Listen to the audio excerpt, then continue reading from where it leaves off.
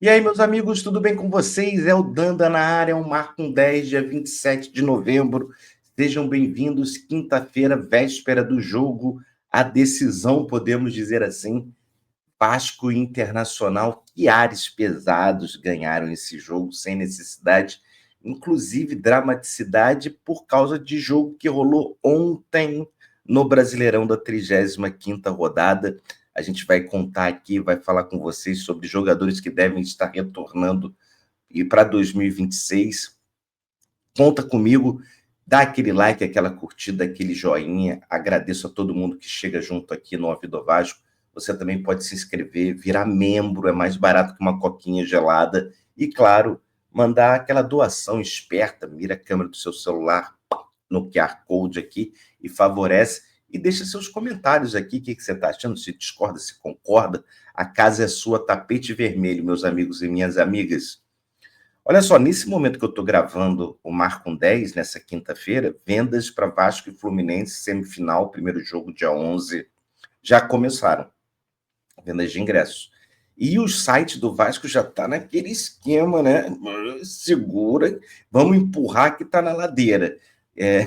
Assim, então se preparem para quem é dessa onda, corre para comprar, para quem é de amanhã, a 4 estrelas é só amanhã, já reserva um tempinho, respira, porque vai ser difícil garantir esses ingressos. Vamos ter casa cheia, claramente, no Maracanã. E um detalhe interessante, né? São 3 vendas acontecendo ao mesmo tempo. Mirassol, Internacional e agora do Fluminense. Ainda tem ingresso para o jogo do Internacional. Eles liberaram uma cota ali de arquibancada, pelo menos ontem à noite, quando eu vi. Então, fiquem atentos. Jogo do Mirassol, terça-feira, ainda tinha ingresso. E esse jogo do Fluminense agora. Então, normalmente o que passa na nossa cabeça é que a galera vai dar um tempinho, até por final do mês, falta de grana, ver o que é o melhor, qual é o jogo que interessa mais. Esse jogo do Internacional é sexta-feira, o jogo do Mirassol, terça-feira, 7 horas da noite, né? Então, assim, a tendência é que a galera escolha, mas ao mesmo tempo, por ser uma semifinal, o jogo com o Fluminense atrai uma galera interessada em ver as decisões, o palco das grandes decisões, do Maracanã também. Então vamos acompanhar, vamos ver, não deixa de lado, se você quiser comprar o seu ingresso, fica atento, porque essa venda vai voar.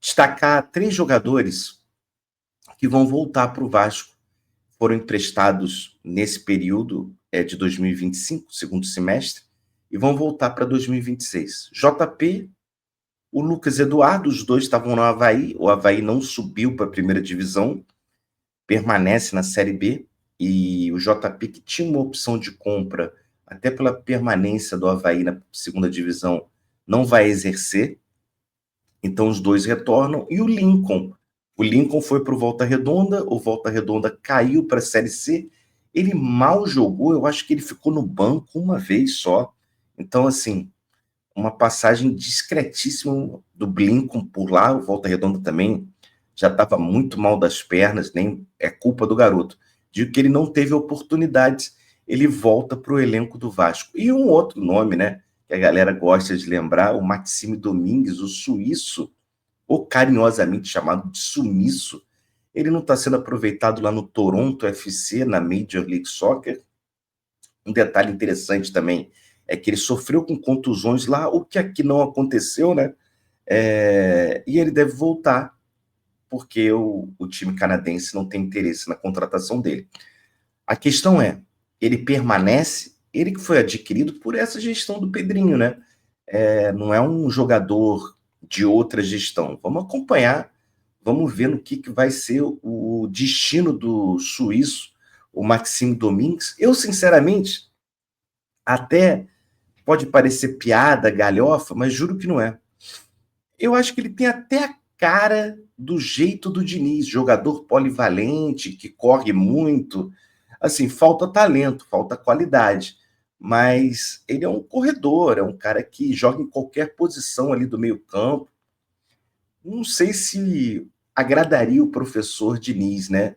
Diniz que está com moral alta com o Pedrinho, reportagem que saiu da ESPN Brasil ontem, né, falando do interesse do Pedrinho de manter Fernando Diniz até dezembro de 2026 e Pedrinho já cogitando se candidatar para um novo período, né, um novo triênio como presidente do Vasco nas eleições de 2026. Então, assim, por mais do momento turbulento, por mais das dificuldades que a gente está passando nesse momento, 5 derrotas consecutivas, esse jogo com o Internacional, faca no pescoço, o Diniz goza, sim, de um respaldo da direção e do Pedrinho, né? Vasco e Internacional que se enfrentam agora amanhã, o famoso amanhã, sexta-feira, 7h30 da noite. 27 vitórias do Vasco, no número total retrospecto histórico de confrontos, 17 empates e 33 vitórias do Internacional. São 77 jogos, né, entre os dois clubes.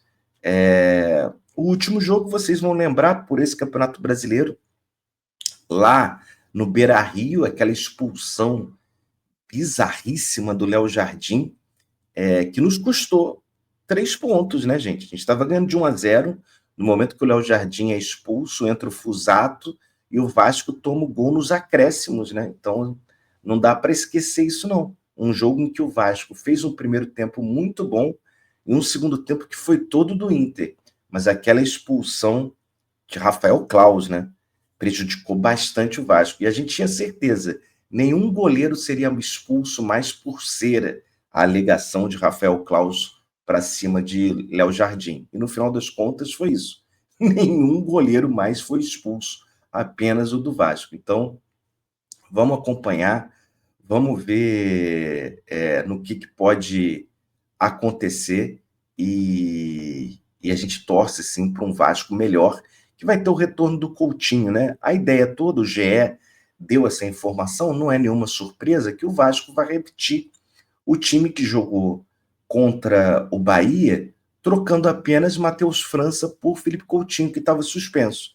Então, Léo Jardim, PH, a dupla de zaga Carlos Cuesta, Robert Renan e Piton, Hugo Moura, Barros e Coutinho, na frente Nuno, Ryan e Gomes, Verrete no banco.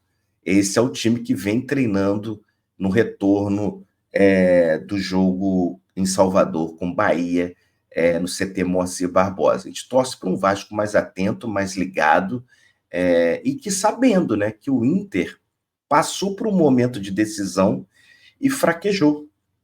Ele tinha todo um contexto de trazer a torcida, né, para si, treino aberto no Beira-Rio, e o Inter empata com o Santos. Então, vamos ver, porque a minha impressão é que o Inter vem nervoso, tenso, mas sabendo da importância. Se o Vasco jogar de um jeito aéreo, desleixado, displicente, o Inter vence aqui em São Januário, hein?